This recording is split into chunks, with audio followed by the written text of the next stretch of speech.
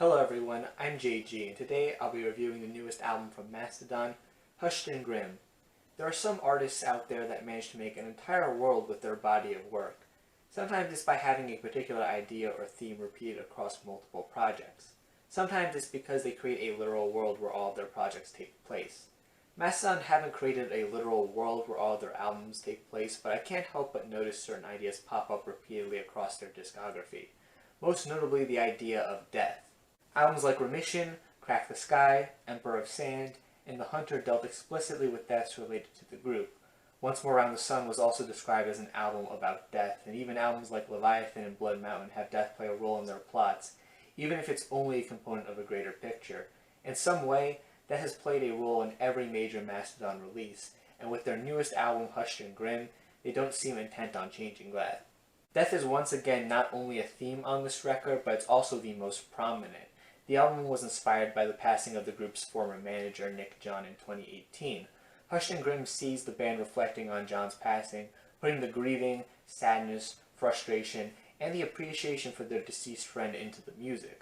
While the project thematically feels like a natural continuation of the world the band had created over their previous releases, Hushed and Grim does feature some unconventional ideas for the group. Most notably, this is Mastodon's first double album, reaching around an hour and a half in terms of the runtime. According to the band, the pandemic caused life for the group to slow down without touring, and as a result, they had more time to take to make a fully developed set of songs that would eventually lead to a lengthier runtime. Stylistically, this album explores quite a bit of ground, incorporating sounds the band has explored on past releases, along with some new ideas too.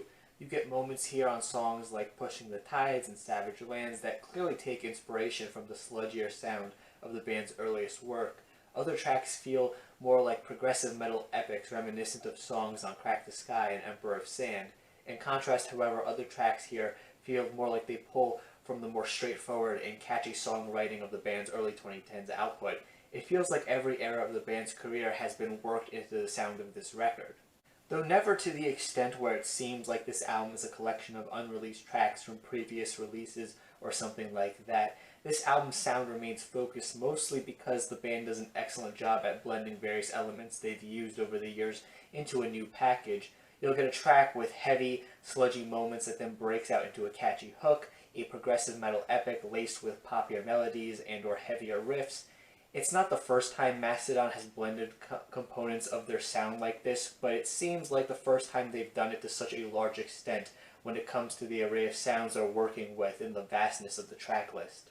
Of course, that only covers the sounds present here that are somewhat familiar to returning fans. Mastodon offers some brand new ideas on this release as well. Maybe the biggest is the amount of time dedicated to quieter tracks on this thing.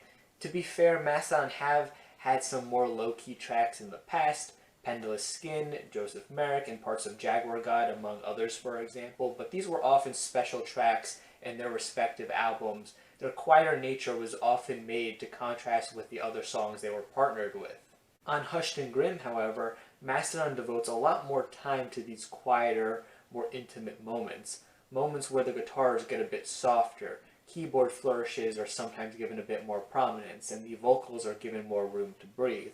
Particularly songs like Had It All and The Beast demonstrate this side of the band on this record nicely. But it's also worth noting that the songs that take on this style don't exist in a vacuum. Much like the songs on this album that explore a variety of ideas the band has toyed with throughout their career, many of these quieter songs also incorporate various elements present in the band's previous output. For example, a song like Skeletons of Splendor has a build-up in it that feels very at home in some of the more progressive metal moments in Mastodon's back catalog. I also feel the need to give a special shout out to the song The Beast, which features a pretty unique sound compared to the rest of the album in the band's past releases. The guitar has an almost country-like twang to it despite remaining rooted in metal. It's also one of those songs that features a more intimate, quiet atmosphere, as I mentioned before. The band does a great job at letting the instrumental's beauty and Hein's passionate vocals take center stage here. Overall, in terms of its sound, Hushed and Grim seeks to incorporate a variety of sounds Mastodon has played with before, and entirely new sounds into a massive, varied, and yet cohesive package. The lyrics are another area where this project really shines. As I stated before, this record deals very explicitly with the idea of death. and the band seeks to explore a variety of emotions in the aftermath of losing someone close to them all. It seems the band is less interested in telling an overarching narrative on this record when compared to many of their past releases. Albums like Crack the Sky and Emperor of Sand express their thoughts on death through fictional narratives that were intended to mirror real scenarios and emotions. Hushed and Grim takes a different approach. It abandons an overarching narrative in favor of having each track stand alone narratively. However, when put together, all the songs on this album seem to tell a story of the band coping with the loss of someone close to them. Another thing I think is worth mentioning is how I feel the concept of the record ties really nicely into this being a lengthy double album. With all the sadness on display here, the record can begin to feel very overwhelming as you listen to it from start to finish in a single sitting. Hushed and Grim can tire you out, but in a good way, which may be an odd thing to say given that an album that tires you out for 90 minutes would usually be seen as a bad thing, but I think it does a fantastic job at conveying the weight of the theme of death here on this record. Losing someone close to you and then dealing with the aftermath isn't a short process. It's lengthy and complicated, and there's a lot of different emotions you're sure to feel in the midst of it all. And I think Hushed and Grim translates that very real experience into an album accurately.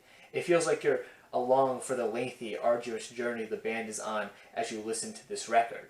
I also can't help but acknowledge the fact that a record like this will likely resonate a lot with listeners while we're still in the middle of a pandemic that many people have unfortunately died from.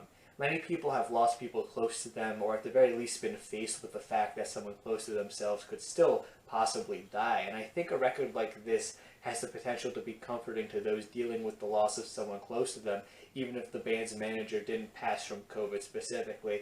And I do want to stress that this isn't a pandemic record in the sense that its lyrics are literally about the pandemic, because they're not, but they can still be relevant to many people because of the pandemic in spite of that, I feel. I've had a lot of really positive things to say about this album so far, and that's because this record does a lot right, from its lyrics and themes, to the instrumentals, to the performances, and even the album structure. Hushed and Grim is pretty great, though I do have one sizable complaint with the record, and it has to do with the production, which I feel doesn't let the album be quite as great as it could be. It's a little muddier than I'd personally like. It makes some of the moments that try to be heavy here just not really hit as hard as I'd like, and the vocals often feel a bit overpowered by the instrumentals, which can at worst lead to some of the really powerful and emotive vocal performances here not really landing as strongly as they could have, especially during some of the hooks. This problem isn't one that I think ruins the album. It's kind of bothersome, but I can look past it with how many great things this album has to offer. As I've already said, the songwriting, themes, performances, and structure of this album are all excellent, and when you take into account everything the band does here on this album, it almost feels like Hushed and Grim is the grand culmination of everything Mastodon has done before this release. Fans of the group will certainly find something to enjoy here on this release, and those that are new to the band and their catalog, based on sound alone, this isn't a bad place to start, though the lengthy runtime might be a bit off-putting to some first-time listeners. Overall, if you like metal, this is an album that you should get around to hearing at some point. And I'm very excited to see where Mastodon goes from here. Not only because they managed to release another fantastic record, but also because I'm interested in seeing what they do next thematically. As much as I love how the band has explored the idea of death on this record as well as their past releases, I hope they explore something a little bit happier next time around, mostly just because I feel like at this point, these guys kind of deserve it.